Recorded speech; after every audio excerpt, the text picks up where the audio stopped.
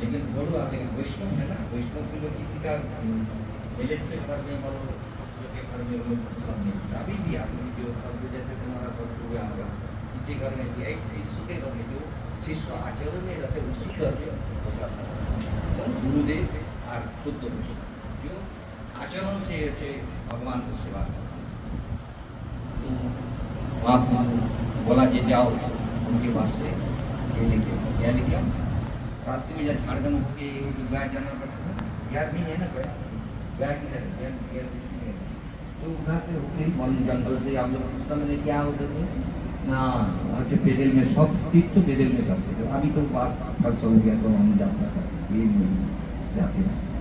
तो महाप्रभु अपने शिष्य को ये करने के लिए क्या करने के लिए परीक्षा लेने के लिए बोलते जाओ उसका आदमी जाके तुम प्रसाद लेकर खाने का कुछ चीज ले। तो जाके देखा शुद्धिकरण नहीं, कोई आचरण नहीं, किंतु मन में तो परम शुद्ध हो।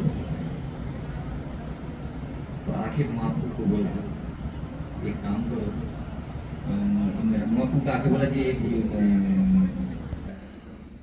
बोलते एक काम करो मेरा जोर जैसे चैतन्य इसी मतलब जो मेरा पत्नी लोग यदि उसका चरण का धूली दे देगा, कोई शुद्ध वैष्णव चरण का धूली दे देगा तो मेरा क्या है कि और निवारण हो जाएगा, मामा सर पे जो दर्द है वो निवारण हो जाएगा। लेकिन इसका उल्टा है, क्या पुकार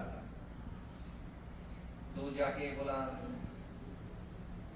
धीरे धीरे क्या किया जाए, ये गुरुदेव क्या किया जाए, बोले एक काम करो कोई शुद्ध वैष्णव उसका चरण धूली मेरा सर पे लगा देगा तो मेरा बुखार चलेगा।